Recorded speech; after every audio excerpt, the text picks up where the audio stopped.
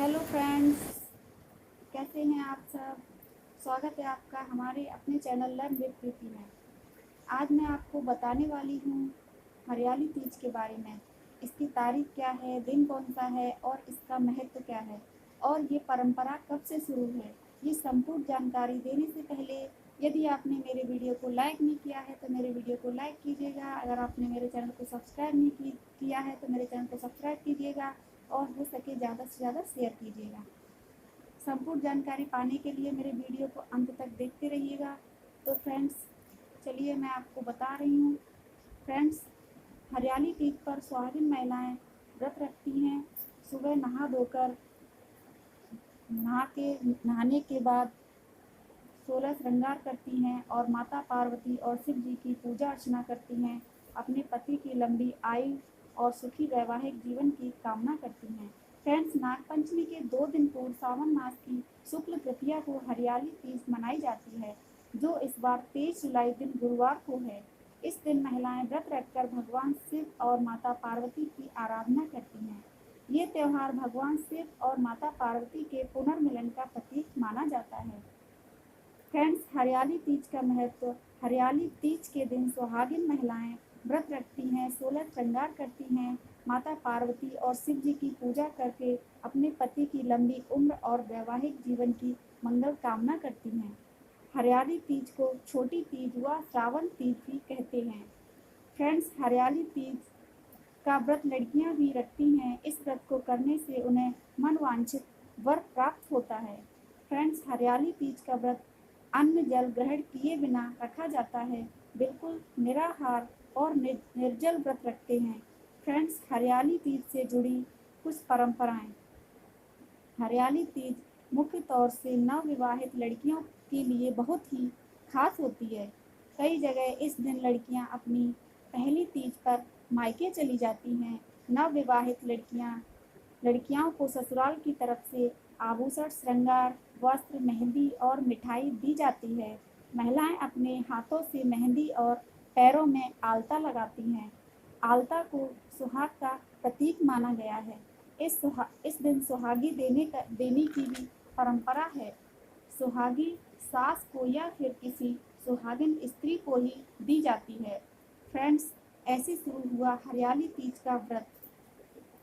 भगवान शिव ने माता पार्वती जी को उनके पूर्व जन्म के बारे में याद दिलाने के लिए कथा सुनाई थी। शिव जी कहते हैं, हे पार्वती, बहुत समय पहले तुमने हिमालय पर मुझे वर के रूप में पाने के लिए घोर तपस्या की थी। इस दौरान तुमने अन्न जल त्याग कर सूखे पत्ते चबाकर दिन व्यतीत किए थे। किसी भी मौसम की परवाह किए बिना तुमने निरंतर तप किया। तुम्हारी इस स्थिति को देखकर तुम्हारे पिता बहुत दुखी थे। ऐसी स्थिति में नारद जी तुम्हारे घर पधारे। जब तुम्हारे पिता ने नारद जी से उनके आने का कारण पूछा तो नारद जी बोले, हे गिरिराज, मैं भगवान विष्णु के भेजने पर यहाँ आया हूँ। आपकी कन्या की घोर तपस्या से प्रसन्न होकर वह उससे विवाह करना चाहते हैं। इस बारे में मैं आपकी राय जानना चाहता हूँ। नारद जी की बात सुनकर पर्वतराज अति प्रसन्नता के साथ बोले, हे नारद जी, स्वयं भगवान विष्णु ही मेरी कन्या से विवाह करना चाहते हैं तो इससे बड़ी कोई बात नहीं हो सकती। मैं इस विवाह के लिए तैयार हूँ। फिर शिवजी पार्वती से कहते हैं, तुम्हारे पिता की स्वीकृति पाकर नारद जी विष्णु जी के पास गए और यह शुभ समाचार सुनाया। लेकिन जब तुम्हें इस विवाह के बारे में पता चला तो तुम्हें बहुत दुख हुआ। तुम मुझे यानी कैलाशपति शिव को मन से अपना पति मान चुकी थी। तुमने अपने व्याकुल मन की बात अपनी सहेली को बताई।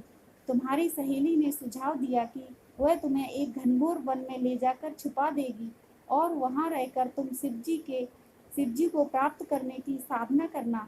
इसके बाद तुम्हारे पिता तुम्हें घर में न पाकर बड़े चिंतित और दुखी हुए। बस वह सोचने लगे कि यदि विष्णु जी बारात लेकर आ गए और तुम घर पर ना मिली तो क्या होगा। उन्होंने तुम्हारी खोज में धरती पाताल एक करवा दिए, लेकिन तुम ना मिली। तुम वन में एक गुफा के भीतर मेरी आराधना में लीन थी। भाद्रपद तृतीया शुक्ल को तुमने रेत से एक शिवलिंग का निर्माण कर मेरी आराधना की, जिससे प्रसन्न होकर मैंने तुम्हारी मनोकामना पूर्ण की। इसके बाद तुमने अपने पिता से कहा कि हे पिताजी, मैंने अपने जीवन का लंबा समय भगवान शिव की तपस्या में बिताया है और भगवान शिव ने मेरी तपस्या से प्रसन्न होकर मुझे स्वीकार भी कर लिया है। अब मैं आपके साथ एक ही शर्त पर चलूंगी कि आप मेरा विवाह भगवान शिव के साथ ही करेंगे। पर्वतराज ने तुम्हारी इच्छा स्वीकार कर ली और तुम्हें घर वापस ले गए। कुछ समय बाद उन्होंने पूरे विधि विधान के साथ हमारा विवाह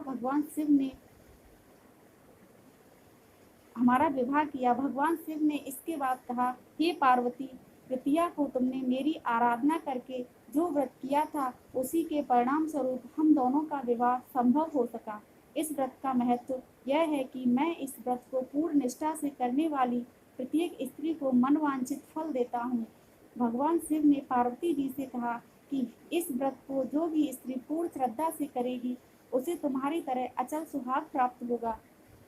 और इस दिन फ्रेंड्स, हरियाली, चारों तरफ हरियाली ही हरियाली छाई रहती है, इसीलिए इस दिन को हरियाली तीज कहते हैं।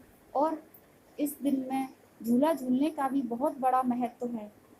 तो अब मैं आपको बताने जा रही हूँ इसका शुभ मुहूर्त, ये कब शुरू हो रही है और कब समाप्त हो रही है। फ्रेंड्स, 22 जुलाई दिन बुधवार शाम को 7:22 पर ये शुरू हो रही है और 23 जुलाई शाम को 5:03 पर तृतीया तिथि समाप्त हो रही है। तो उम्मीद करती हूँ फ्रेंड्स, आपको मेरा वीडियो पसंद आया होगा। तो मेरे वीडियो को लाइक कीजिएगा और हो सके तो मेरे वीडियो को ज़्यादा से ज़्यादा शेयर कीजिएगा और मेरे चैनल लर्न विद प्रीति को सब्सक्राइब भी कीजिएगा। जय माता दी।